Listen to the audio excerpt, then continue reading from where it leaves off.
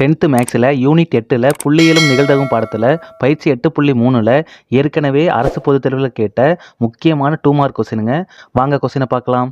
ஒரு நாணயம் 3 முறை சுண்டப்படுகிறது. 2 அடுத்தடுத்த பூக்கள் கிடைப்பதற்கான நிகழ்தகவு என்ன? சொல்யூஷன். ஒரு நாணயம் 3 முறை சுண்டுறாங்க. அப்போ ஃபஸ்ட்டு நம்ம கூறுவெளி கண்டுபிடிக்கணும். கூறுவெளி எஸ்ஸை கொஞ்சம் கவனமாக பாருங்கள். 3 நாணயம் சுண்டுறாங்க. நான் என்ன பண்ணுறேன்னா 3மே ஹெட்டு கிடைக்குது. அடுத்தது இங்கே பாருங்கள், இந்த கடைசி டேர்ம் இருக்குல்லங்க, அதை மட்டும் டெய்லு கிடைக்கிற மாதிரி நான் செட் பண்ணுறேன். Head tail. அடுத்தது இந்த 3 நாணயத்தில் நடுவில் இருக்க ஹெட்டானது டெய்லாக மாறுது. Head tail head.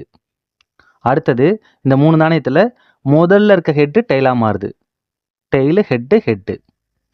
இது முடிச்சாச்சா? அடுத்தது 3மே டெய்லு கிடைக்குது அப்படின்னு நான் ஃபிக்ஸ் பண்ணிக்கிறேன். அடுத்தது இந்த 3 டெய்லில் கடைசி டெய்லு ஹெட்டாக மாறுது. Tail tail head.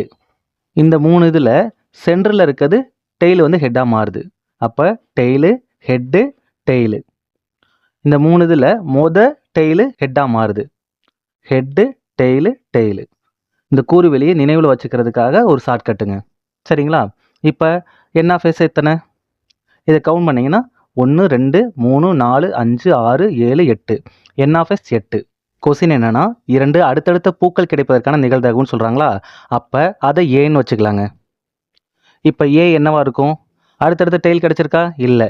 இதில் இல்லை, இதில் இல்லை, இதில் இல்லை. இங்கே பாருங்கள், அடுத்தடுத்து கிடைச்சிருக்குங்களா டெய்லு. அடுத்தடுத்து இங்கே பாருங்கள், இங்கேயும் டெய்லு இங்கேயும் டெய்லு. அடுத்தடுத்து இங்கே பாருங்கள், இங்கே டெய்லு இங்கே ஹெட்டு. அப்போ கேப் இருக்குது. அப்போ இது கிடையாது.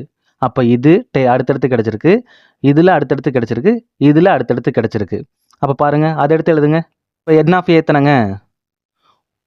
1 2 3. அப்போ N(a) 3. இப்போ P(a) ப்ராபபிலிட்டி கண்டுபிடிக்கிறோம். நிகழ்தகவு N(a) divided by N(s). N(a) எத்தனை? 3. N(s) எத்தனை? 8. அப்போ 3 காயினை சுண்டும் போது 2 அடுத்தடுத்த பூக்கள் கிடைப்பதற்கான நிகழ்தகவு 3/8.